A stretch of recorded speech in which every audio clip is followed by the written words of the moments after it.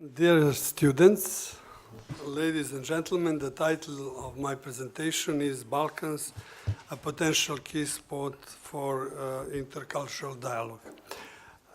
If we turn this title into the statement that would read like Balkan is a potential key spot, which I'm intending to do, it means that the purpose of my speech is to give you the reasons or the arguments why I believe the Balkan could be the key spot for intercultural dialogue.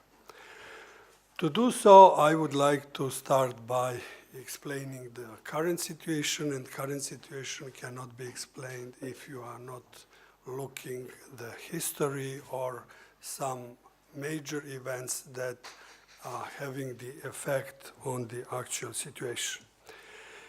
Do not be afraid, this will not be a lecture in history. I will just pick up 2 or 3 major events that are still having effect, even now.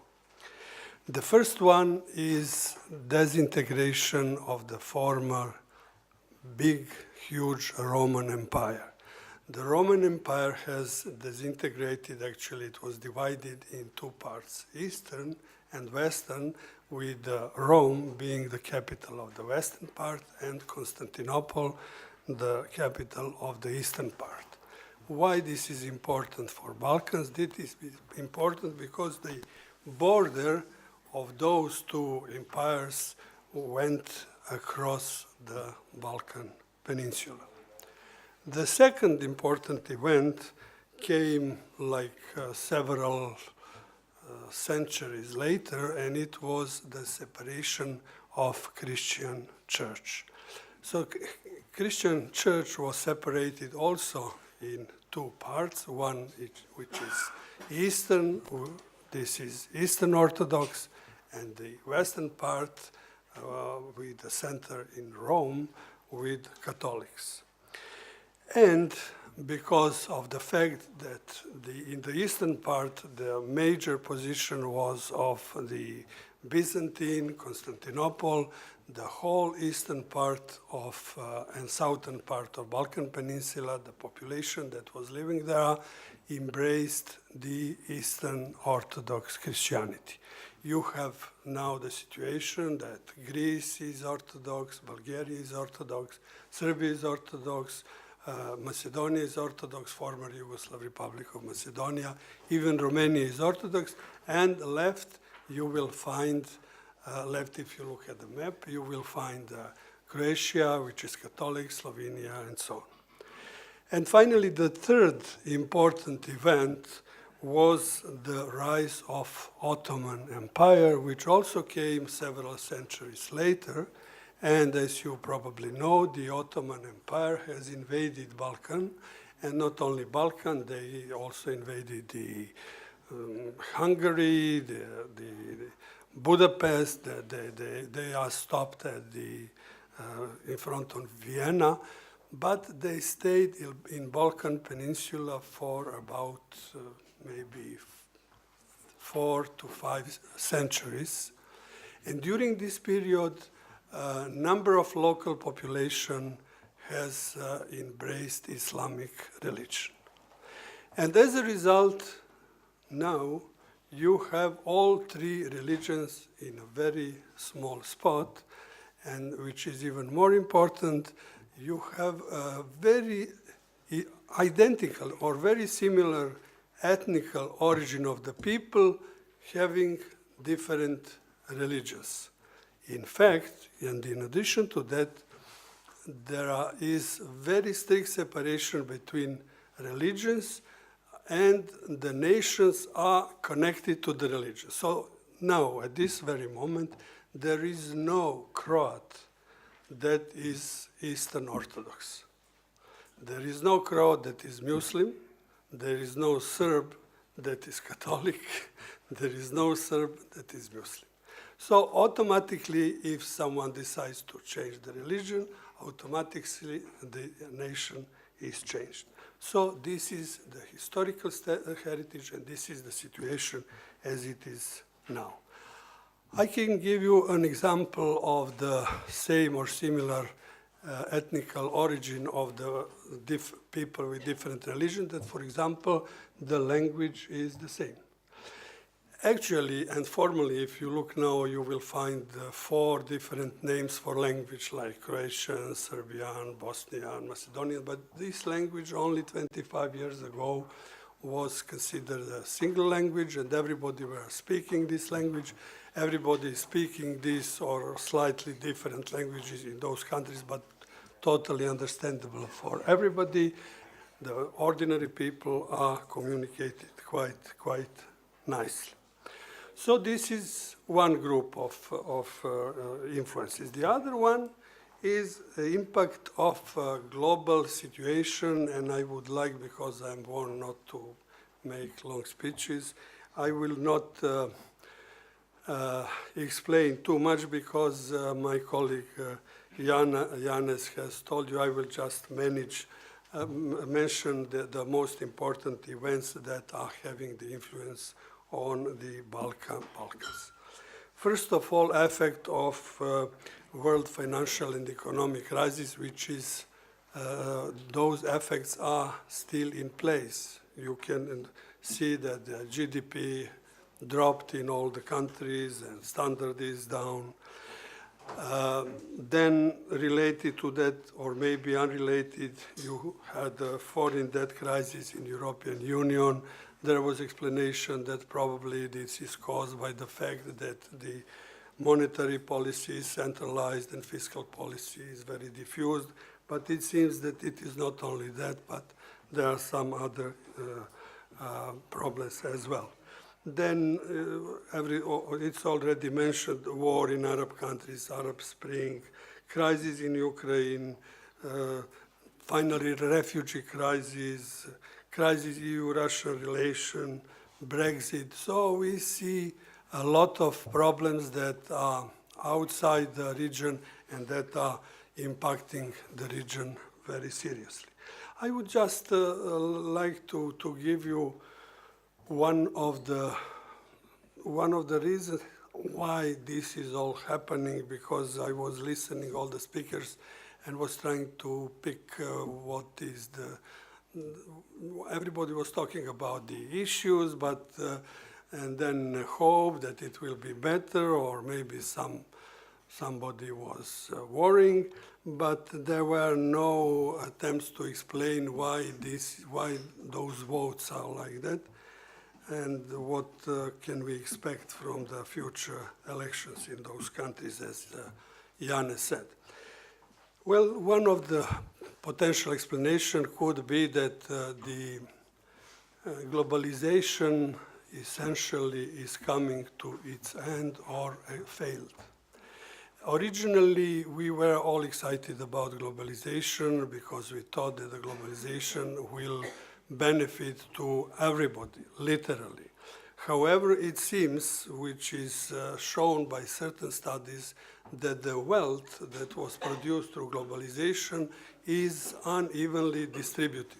So the big capital has taken the majority of this stake, and much, much less is given to the regular and ordinary people, and that is why ordinary people would like to get rid of administration, and that is why they are voting differently than expected. Now, to come back to the Balkan situation, all those events have impacted the Balkans significantly, and the situation in Balkan could be estimated in the following manner. First of all, each and every Balkan country, and also bilaterally, they are having certain problems, disputes. For example, there is dispute between Greece and the former Yugoslav Republic of Macedonia related to the name. These disputes have blocked the accession of FYROM. Then there are internal political problems in this country. In Serbia, there is a problem with Kosovo unresolved. There is discussion in Brussels about that ongoing. In Bosnia and Herzegovina, you have inefficient state, the problem with internal, but also um, there are two entities, three nations, and they cannot find the way how to make, to live together and make life better for the people. So there are many problems. However, compare the current situation with the situation of like 20 years ago, we can consider it paradise because no one is killing the other people, and there is a discussion, and which is even more important, all countries are having a formal attitude for regional cooperation. They are cooperating among each other. Of course, you can hear sometimes some issues, but generally speaking, regional cooperation is very high on the political agenda of each and every country.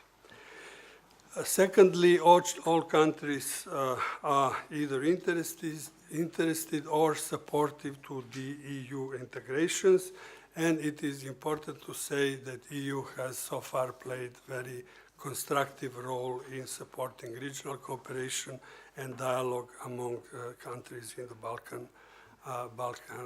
Balkans. Now, to answer the question why I believe this should and could and should be the key spot, the potential key spot for intercultural dialogue. There are several important reasons. I would just speak of three of them. First reason is because all of those countries are formally open and promoting a dialogue. All of them. You can ask any of those countries, what do you think about the dialogue? Everybody will say, yes, we are for that. Secondly, there are issues. So I just tell you about the problems among some of those countries, but there are also multilateral problems as well. So the issues are existent, which means that material for the dialogue is here. And which is even most important, that is the Balkan, as I explained to you, the current situation is kind of small case of the world, like sample of the world in a small territory. Taking all this into account, so the existence of the problems, the willingness to open the solution of those problems, discussion of solution of those problems, and that there is no, the situation is calm, there is no hostilities, everything is okay. So this is the right momentum to open and start to resolve the issues because there is no hysteric situation, killing and everything. Taking all that into account, I think that what the message should be from here is that we should tell them or release the message to continue the cooperation that they have already started so far, to insist on allowing economic interest to prevail without political interference. In spite of current internal problems, EU should be more active in embracing Balkan countries. If the process is too slow, there is no vacuum in politics.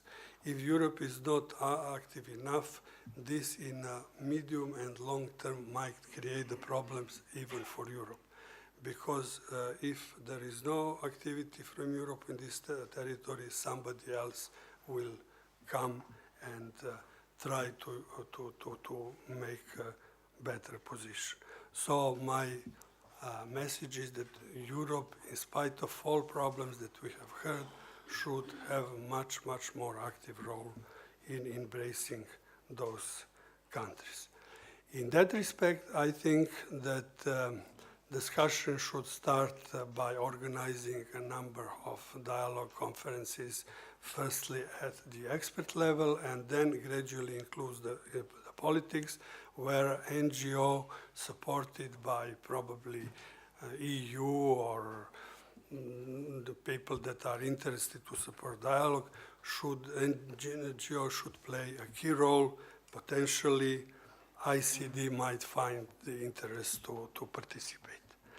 And finally, I would like to stress again that Balkan is small scale world.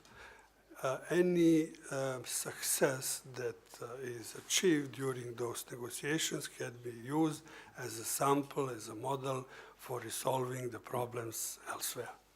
Thank you.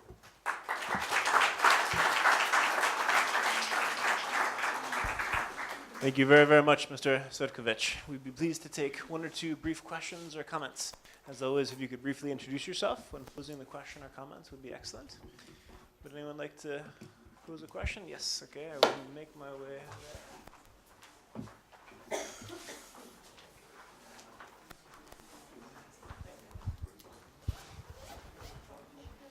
Good afternoon, Mr. Speaker.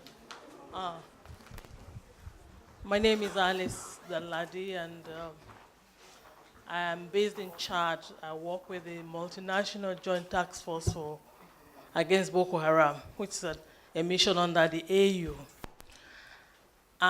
July, I did attend a course in Netherlands, which is called the CIMIC, Civil Military Cooperation, which came about after the Balkan War. And it's all about how we go down to the grassroots using culture, which is a sum total of religion, values, and whatever. Talk to the people on the grassroots to see how well the way forward. And I'm using that in Chad, and we're getting some results. Because we start by getting key leaders, which are the local authorities, women leaders, youth, put them together, and we sit down and have chat, and things are happening. And I know that the Center of Excellence in Netherlands is thinking about introducing domestic CIMIC, which will target families. Because when you talk about a culture or a geographic, you start with the family unit.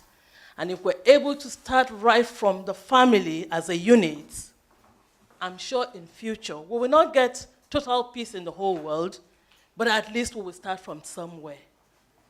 That's just my comment, and that can be, ICD can't. Thank you. This is a comment. I appreciate your comment, but. All right, well, on that note, then let's take the opportunity to express our sincere gratitude to the Honorable Mirko Cvetkovic. Thank you very much.